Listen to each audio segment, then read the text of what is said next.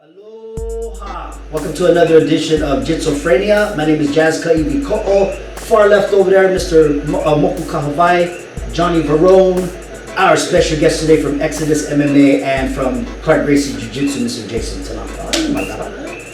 All right. But welcome aboard. We wanted to say mahalo first of all to for all the feedback. I think it was mostly people texting Johnny. I got like a couple feedback, but thank you. The reason why we put this podcast together is that probably a lot of you watch a lot of podcasts and whatnot, and we're just trying to put something together that was a little bit local and showcase what we do here in Hawaii, because it's a big sport, big art in Hawaii, and we want to just try to touch on things sometimes that everybody else isn't touching on. You know what I mean? So, including meeting some of our famous faces here, especially on the big local calendar. We have like a huge history, not just martial arts, not just jiu-jitsu, but the martial arts period. But let's get to introduce Jason. Jason, of course, man, tell us where you started, how you started. I guess unlike you guys had a lot more martial arts experience before jiu-jitsu, right? I mean, chemical and everything. I basically played basketball in my life from the time I was a kid growing up, and then I basically got uprooted from Oahu to Kohala, which is kind of Shell shock, yeah. I went from city boy playing basketball in Kailua, and then moved to Kohala, worked on a ranch, cowboy style. So ended up just randomly, I was in Kohala, then Kahana had a small little thing going. Then I seen the flyer, so I was like, I watch UFC, I can do that. I don't know BJJ is, it's easy. Then went out, tried it, called them up. What year is this, by the way? This is 2006. So I moved to Kohala in 2005, and it took about a year till I found the thing. And I was 19 years old. Found it, and went in, you know, nothing. I grappled with my friends in high school, playing around, not doing anything, but yeah, then I found it, and I got smashed by Kahana, which isn't, you know, I think he was a purple belt at the time. I was like, black belt. I'm not a finer, but I got smashed by Kahana. And he's like 5'4". He's like 5'4", 5'4", and I was like 195 at the time compared to now I'm like 167. But I was like, I'm not bigger, so this is easy. I got smashed, and like I got worked, and after I was like, I gotta find out what this is, like, why is this happening? There's no way someone 5'4" should be able to just mangle me like this. That was it. After that, like, I think my first year, I was 19. Really inconsistent, partying, drinking. So I was kind of inconsistent until like maybe right when I got my blue belt. From then on, it was just steady. And then around when I got my brown belt, I moved out to Kona and I started a small little school. I was still with Kahana. Then whatever happened with the past, the issues, and I ended up branching out, kind of doing my own thing. But then I had to find someone to fall under, I guess, for tournaments or just rankings. And, I was kind of just doing my own thing for like 6 months to a year with the students I still had, and I was sub-leasing out of Mono Martial Arts. Martial Arts. Yeah. And like 2 days a week. My cousin at the time, Kozo, I don't know if you met him. Kozo, he was up in Cali, in San Diego, and he was training under Clark. And he was talking to the voice, like, man, just come out. So I called Clark, I went up, and I was there for 7 to 10 days training, and then kind of got a feel for everything, and then we hung out, talked story a bunch, and then I asked him, kind of worked it out to everyone, and Clark Gracie band. Rest is history, Yeah, rest is history. I'm still doing my thing, trying it. I think a lot, especially for Hawaii, because I know that like in, I think it's Brazil now, I think Moku, you probably know more, that they I guess ban purple belts and brown belts from actually teaching up there now. I guess a federation up there. Yeah, there's like I'm not sure who's enforcing that, but I think if I'm not mistaken, it's Hobson Gracie, who is I think Henzo's dad. If I'm not mistaken. Yeah, I mean they have their rule, but I've been to all kinds of schools where there's like green belts teaching blue belts. Well, that's the reason why I brought that up, was because like you went and branched out by brown belt. Yeah. All of us have kind of started teaching at probably at blue belt level already, and I think one of the things that I found and I saw in an interesting, I forget who had talked about it, but was saying that in your more remoter areas where there isn't 100 black belts around, you're gonna have to, if you want to take the art, you're gonna have to take it from whoever is there at least blue belt level or whatever. I mean, like for me, when I thought I like blue belt too, and I remember researching as much as I could, and I was like watching like all kinds of videos that was in Portuguese. I had no idea what they were talking about, but I could tell the movement. Yeah. And I was just like, okay, that's good for that. Like I was learning learning how to identify what is what and how to use it and play around with it and fail a whole bunch of times and like go back to it again somehow. But that's how I was like, my teacher was sometimes YouTube.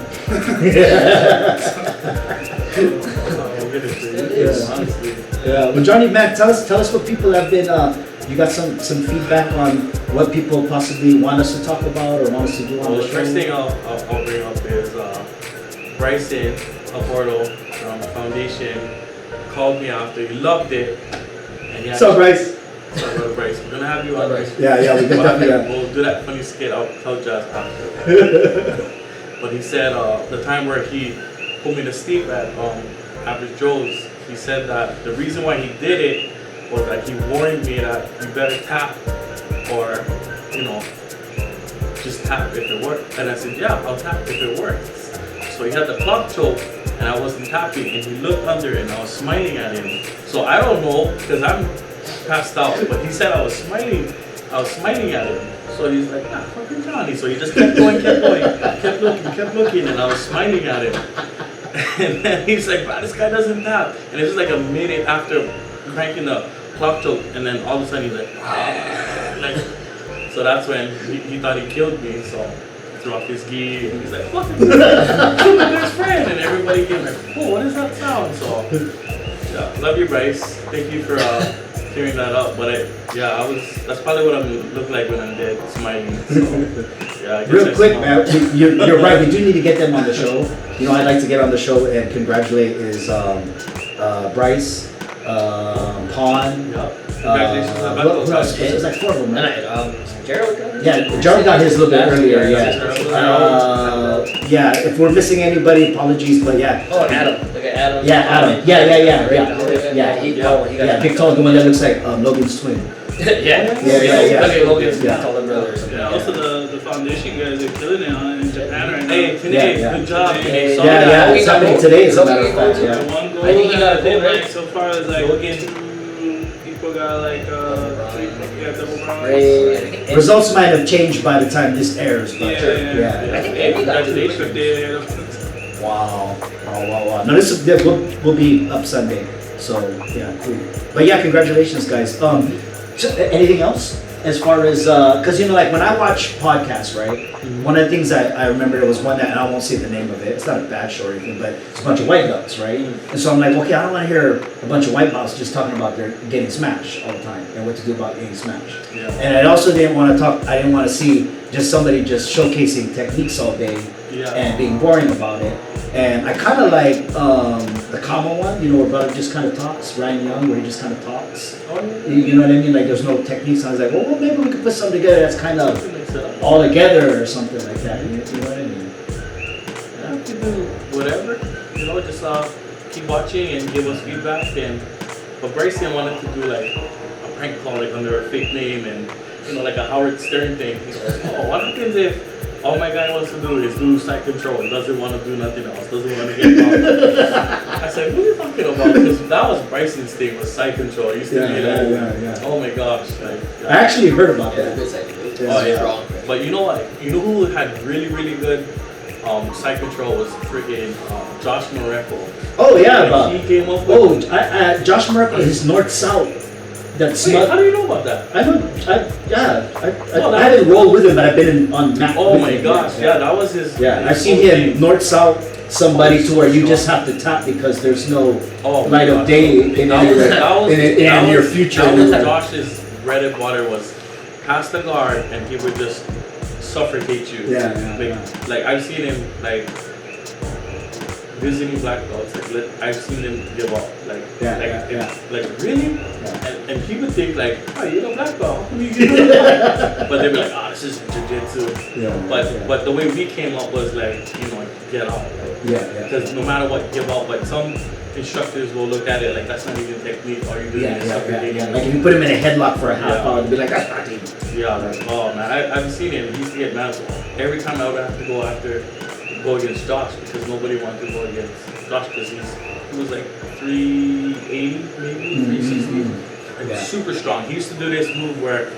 Also, when we did guard pass drills, where he let you pass his guard and just have his hands ready as soon as he gets like the bench press, right to your feet, they just will walk right on. And I'm wondering if how many people other than maybe you two could mount him and their knees would touch. No, I wouldn't go for the mount. I wouldn't go for the But you know what I mean? Your knees would be touch the floor. Yeah, they'd be up in the air. I would like try to make him explode, so I could probably go for his back. It's kind of like a balance ball, trying to like stay on top. Yeah, because some guys have really good mount escapes, or some guys will bait you to get on top so they can just roll you over. There's some guys that I train with at New Era and Hilo, and they're all like correctional officers, and they're just like big boys, and they're just, when I mount them, my knees are like this. And then, man, there's this one guy named Penny or something like that, and you can see him getting ready to just... Yeah, the bench press. Yeah, it's a real thing, the bench press. But you gotta, well, if you get the traditional mount, then it's harder. But if you get to like an S mount, like an attacking position, then it kind of forces them to be like, oh, this guy's not gonna, you know, because they kind of want you to get so they can hold you, and then they do just the basic chop the arm, chop the foot, move on, and get you over kind of thing.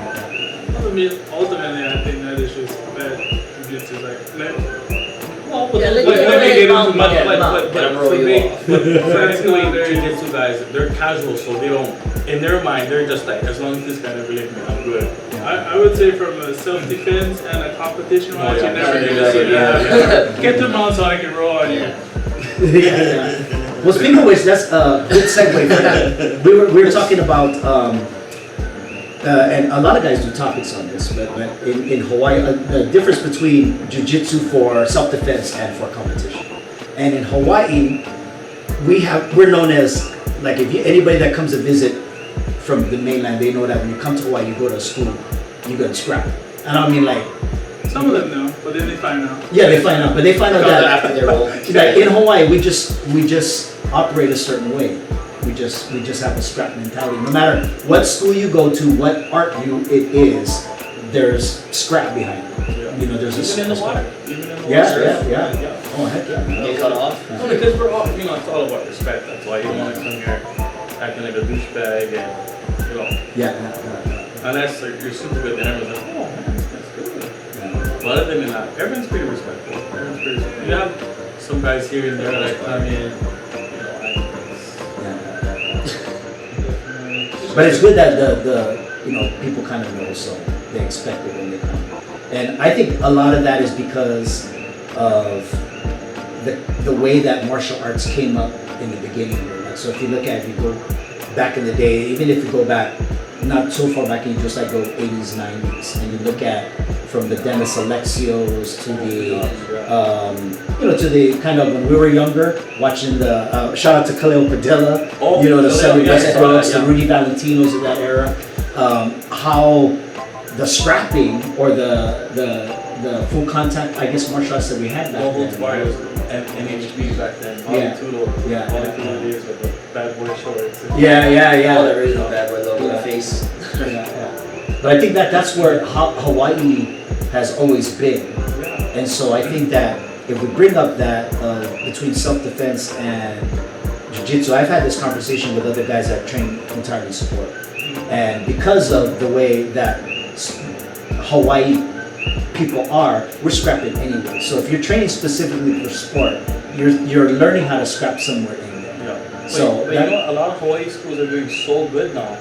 Like compared to when the Brazilian movement was happening, and then now so many Hawaii schools are going to the mainland and all over the world and doing really well. Like especially the Big Island is like really thriving because I know Oahu had to jump on us because they had Nelson guys, the Onzuka brothers, North Shore. What do you think's been the pickup here? I just think over time, just the growth. I think it's more the online.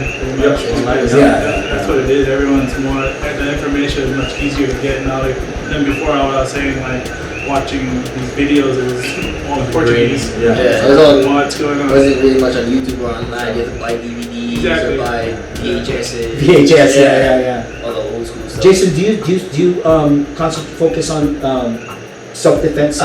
Here and there, well, for the most part, it is sport because a lot of guys they like the sport aspect nowadays. It's just for fun, I guess. But I mean, I don't just pull guard. Like, I guess when I started, I pulled guard because I was a small guy when I first started training. Because all the training partners were big, like, so I would pull guard, and then eventually you gotta learn how to take downs. You gotta learn how to shoot. You gotta learn how to control.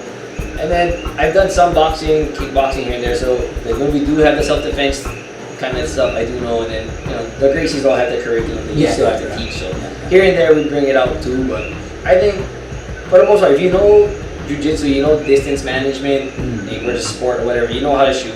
You can, I've seen guys like the Gracie Academy, the online one, 10 real basic, manage the distance, shoot for a takedown. A lot of guys think they know how to fight, but the minute it touches the ground, they really don't. Most people, but a little bit different here, I think, in Hawaii.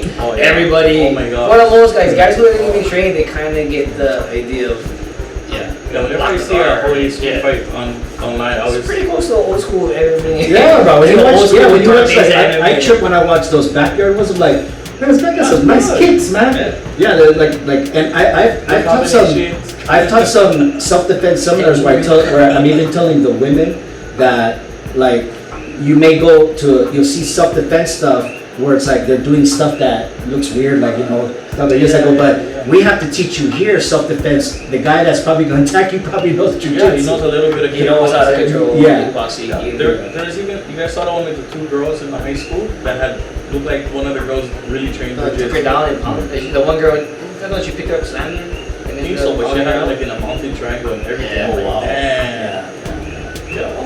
Yeah, that was also like my night. No, it wasn't Waianae, it was like one of the other high schools. But when it comes to Hawaii scraps, you can definitely totally tell. You saw the one with the muscular one where the guy was calling him on, the guy was like, come on. When he finally came up, he was like, head kick, yeah. The one we got by the platter box. Get your boy, he's about to get slammed. That was amazing. Especially when the guy's pulling up the shorts. Tiny. And I think that's what sets us apart here in our state, is that no matter what art, they kind of are preparing for that. When the average guy knows, more than this. That's why I want to keep training, because you just never know. Everyone's training now. It's just, you gotta assume that now. That somebody has some kind of training, or their cousin used to beat them up. Kind of thing. So. Moku, you do self-defense. I know you do. I did self-defense before. Like when I first started, it was self-defense, and then I found out that it doesn't work on 300-pound men when you're a 14-year-old kid and you can defend yourself. And that's what got me to really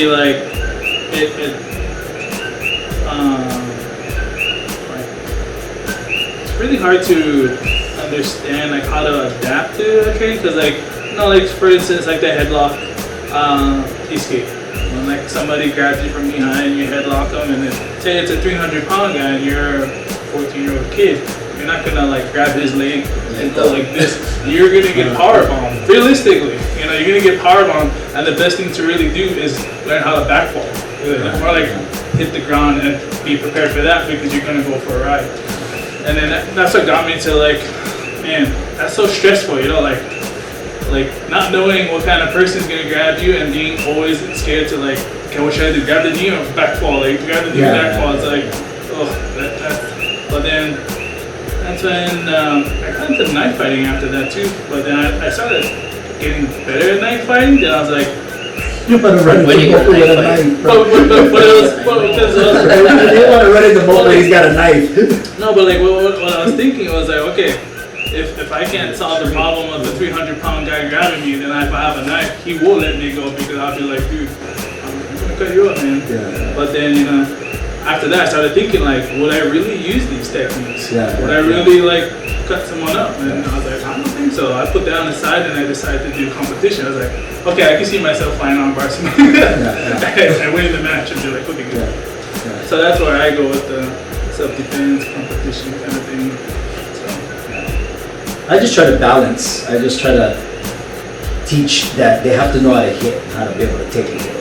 And I do teach the classic Gracie self-defense. But you're right, like some of those headlock defenses, like I'll teach something and I'll go, this probably ain't gonna work on here. Exactly. Because if Moku Yeah. headlock belongs, I'm not picking Moku up. You're not gonna Or you know that when you step through and you roll, I mean like that's like, imagine that. that's like a gorilla rolling on you. 300-pound guy Yeah. landing on you if you do it wrong. On concrete. But now check out this. If you're talking about self-defense, there could be a whole different. There could be what if there's like a homeless guy from Lee Drive that's just all like grungy looking, diseased, and then he's headlocking you, and you're like. He's just like giving you, like going all crazy. You're just like, I don't want you to do no something. Just get away from me. Yeah. So the thing kind of changes, But I think it's good to know what to do, but it's good to like learn how to like identify and then adapt to what you're doing. And I think that's what I like about sports jiu-jitsu, because when you're going against somebody, whether it's lanky, big, fast, whatever, you have to adapt your game towards that person that you're going against. And you don't have the luxury of time either. No, yeah. So when somebody comes from behind you and goes like headlock, you're not like 300 pounds, 6'4". Okay, boom, that's the move. And, in a competition, I know this guy's 300 pounds and Well, I have a friend named Jason that likes to jump on me sleeping and when I'm not paying attention, just to choke me from behind. Did I tell you guys about that? You talking about him last week too, right? Yeah. Well, because he always tries to attack me randomly.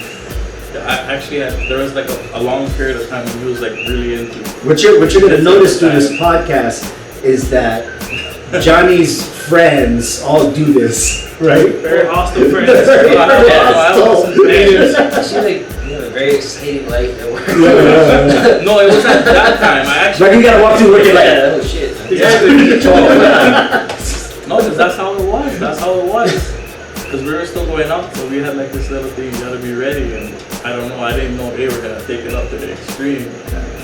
Did I mention the story about my friend trying to kimura me when I was trying to load up the... I don't know if you told, I think you told me this it was Okay, imagine this, okay? We're setting up a buffet line during work hours. And then I have a friend, his name is George Domingo. And he's strong. Breakdancers, he used to breakdance back in the day. He used to be a power guy. He used to be able to do like jackhammers. So he's strong. And and he would just look at me and just be so like disgusted. I don't know, he's like bipolar or something. He's the one who told Jason to come and work and challenge me, by the way. So I'm setting up the shaker dishes and I'm putting in the sterno, and I noticed that he's staring at me. And I look at him and I'm like, you okay, what? And he's just like, fuck you. I'm just like shaking my head, I'm just like, whatever. And this is like serious guy, right? This is him serious? Not joking around. No, like not joking around. Yeah. Like half, like kind of half, like. Yeah, no, if you know George, then you understand how he gets. He can be like happy, and be like, fuck you. And like, what? Like, what's wrong with you? Yeah, just like real weird. That's what. Yeah, but anyway. So I'm putting in the shaker dish, and then he grabs my arm, because I've shown these guys a little bit moves, because they would always challenge me during my lunch break. Like, I think I can tap it up today, and I'll bet you like movie tickets and a big Red Bull or whatever. I'm like, okay, whatever. And so when I'm putting in the shaker dish, he grabs my arm and tries to kimura me in front of the guests. But I try to grab my shorts, and he just cranked it, and then it was up. So I had to freaking front roll. And I went underneath the table and I grabbed him like, what are you doing? It's in front of the guests. And he's like, fuck it. I'm like, are you serious? Whoa. Yeah. Is he still around? I don't know what he's doing now. I don't know if he's doing work at home, but yeah, when we were working together, he used to do all that.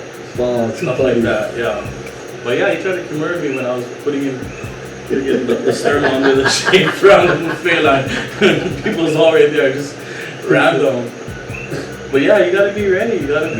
Or that's just the way I was brought up. Just learning how to defend yourself, and if you're running with the wrong crowd, and the older people would always pick on the young guys. So usually it'd be like lifting weights or like put on the gloves. So it's kind of like that was the way I came up. Just always being around those kind of people growing up. But now it's totally different now. Now like self-defense can be like, say it again, you pull out your phone, say it again. Yeah. That's interesting too. Like, for me, I come from like a knife fighting background, and then when I see some of the seminars on like, and I've been to some where they're like disarming the knife, I'm like, man. So this has to range from like someone with a knife has no skill at all, and they're like attacking you, like because and they're just gonna attack you. Yeah, like this or like this, and I was like, any knife fighter would know that there's certain ways how you approach somebody without a knife. And if they had a knife, you would approach with a knife. There's this whole bunch of things that are just like, it's kind of like there was some where like you catch it in the camera. I'm like, holy smoke. I promise you that's not gonna happen. And then what about, how do you defend against the prison shanker? You know what I mean? When it's coming under it. Or the gun too, you know? It's just like, dude, take everything. It's not worth fighting. No. It's not really shots. People like that, yeah. My students ask me, how do you do gun and knife as... Give them what you have. Oh, man. I'm out, man. Yeah, because even when they show you around, a lot of guys got brought at gunpoint. They're just like taking it. Yeah, man. Yeah, well, look at the guy who got shot. The Brazilian guy who got shot in the face, yeah. Yeah, sometimes it's for our own good to back off because, you know, it usually, maybe in the older days too when we were younger, probably just like, what? Now it's like, man, I don't know who's getting out of the car. You gotta be smart, yeah. I know Michael Bisping fought off like a bunch of guys. Yeah, you're also taking the risk, but sometimes you have good stories and some is like, oh, man. So Jason, what kind of style would you say you're a point scorer or you're like a finisher, a submission guy? I don't know. I like to attack. Hybrid. Hybrid. Yeah, it depends. If the tournaments are coming up, like if I'm teaching, I definitely want them to sub the guys, but I do know, I mean, you're trying to win, you're not trying to sacrifice a great position to fall off on a half-ass armbar. I tell a lot of guys, like, you're already there, if you can get an armbar, try to keep it from the top. Stay on top until you know you can have it. I do like finishing, I do like having fun. I mean, the ultimate goal in jiu-jitsu is the finish, right? Not to rack up 30 points, 30-0, and just say I smash you the whole time. I would rather finish all the time, but you know, run into guys you can't.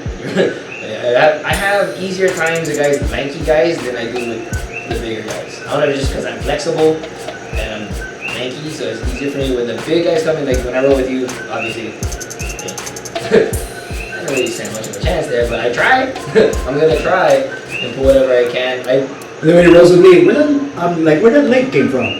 Oh yeah, for sure. So I rolled with you before, and a few times, and I know you're like bottom guy, but every time I go with you like to do takedowns. So I'm like, well, what do you favor? Being the top guy, takedown, guard passer, or like guard player? Like I honestly, if I could analyze myself, I'm better on bottom, but I played bottom from the time I was a white belt to basically mid-purple belt, almost a brown belt, and I never really tried playing top. So once I was almost brown, I decided like I'm gonna really focus being on top, trying to get good at takedowns, trying to be good at controlling people. So like I should probably pull guard on someone your size or bigger. I probably shouldn't shoot in for single legs, but it's part of the fun. I think like I'm gonna shoot. I want to be on top, and I think you have a good, you're long, you're tall, and you're big, and you have a good guard. You have good hips.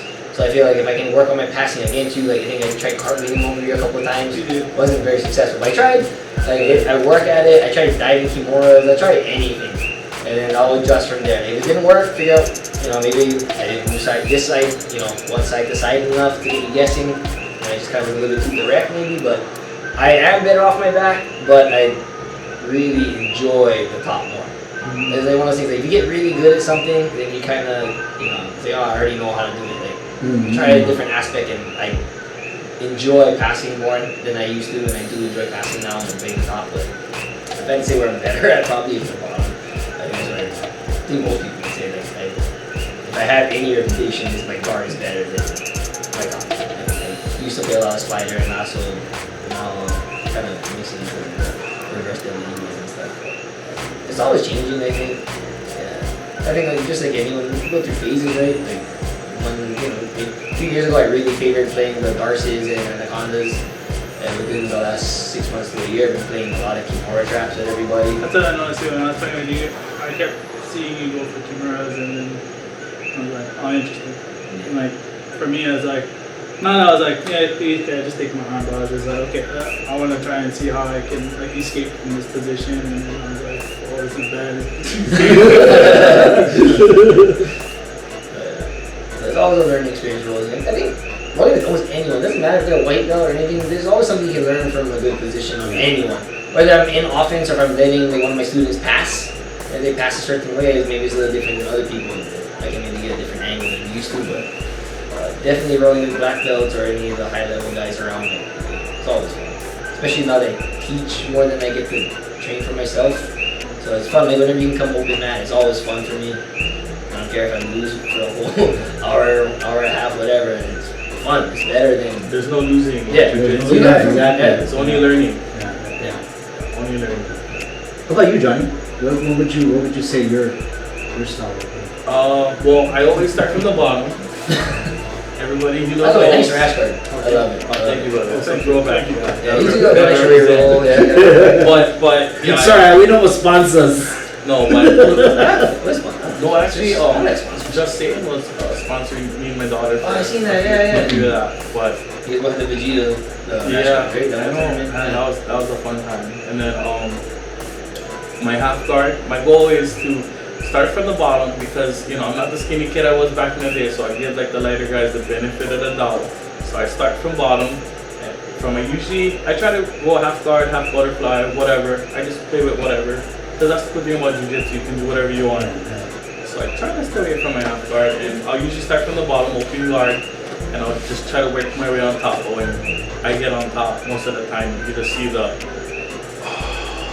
eyes just kind of, and I just kind of work my way to the mount and just go from the mount and look for submission. So the goal is to get on top, but I usually start from the bottom, just so I can always work off my back and make sure that my sweep game is sharp. Like I like to work the bottom at Moku because you would want to stay on top of Moku because he's bigger than you, but I want to earn the top. I want to earn it. So whenever I go against anybody bigger, I know like my confidence level, like bro, I can sweep anybody. If I can sweep Moku, I can sweep you, guaranteed. And a lot of big guys too. A lot of big guys. There's a lot of opportunities to go and take the back or get the sweep. But the guys that always train, that's the hard one.